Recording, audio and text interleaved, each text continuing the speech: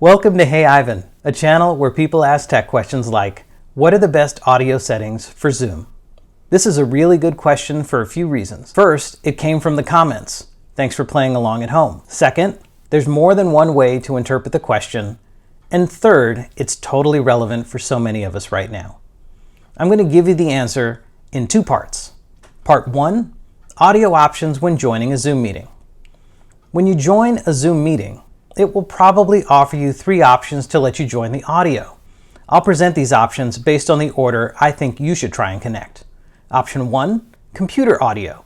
This option uses your device's microphone and speakers. If you aren't on a computer, it may be labeled as internet audio.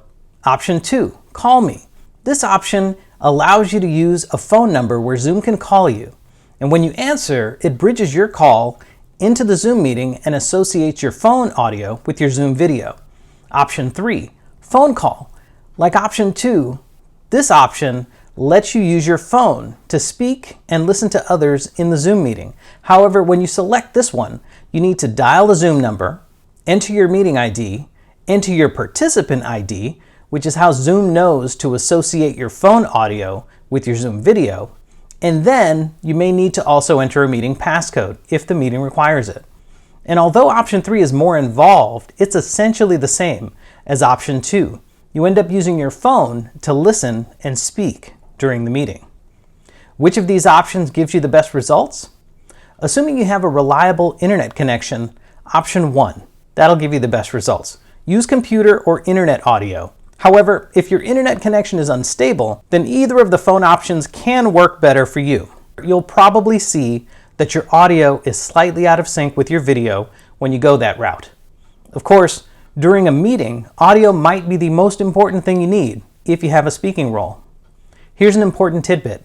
Zoom will allow you to change your selection if you discover that the audio option you've chosen isn't working as well as you'd like.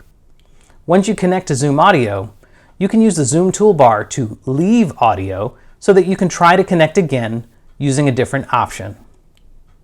Part 2, best settings for computer audio. If you're going to use phone audio in your Zoom meetings, stop here. If you're interested in cranking up the audio quality, let's keep going.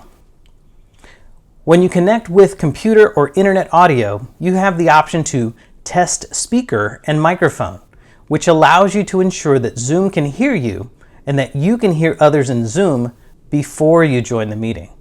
Within the Zoom app, you can select your speaker and adjust its volume. Similarly, you can select and adjust the microphone. When I joined my first Zoom meetings, that was all I had done to prepare. And while the quality was better than phone call, I soon discovered that adding a separate microphone, headset, or both made a dramatic improvement in the quality of my Zoom audio. Let's say you're connecting to Zoom on a laptop.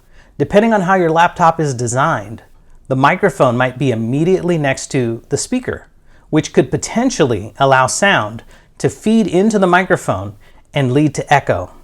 Zoom does have an automatic echo cancellation feature, but it isn't foolproof. Go grab the inexpensive wired headset and mic that came with your smartphone and plug it into your laptop. This small addition will make a big difference in your audio quality.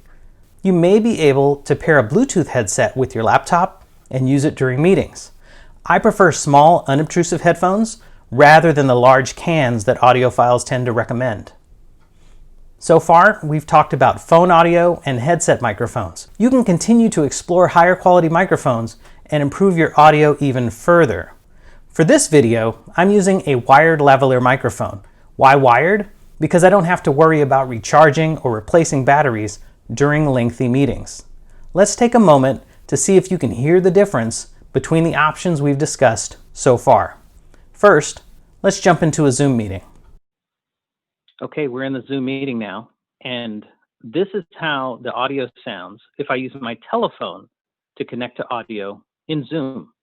And this is how audio sounds when I use my computer's audio with the built-in microphone and speaker. And this is how the audio sounds when I use my Bluetooth headset and microphone.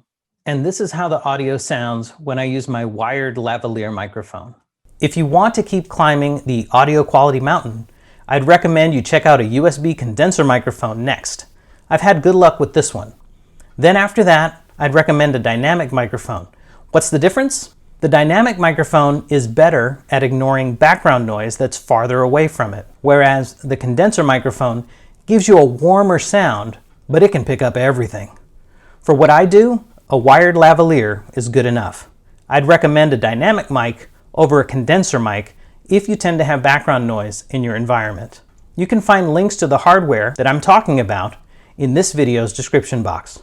You'll soon discover that you can spend thousands of dollars on audio equipment that can help your Zoom meetings sound like something recorded in a professional studio. Do you need to spend thousands? Not at all. If your goal is to ensure that you can hear and that you can be heard, you might be happy with using the built-in speakers and microphone in your device.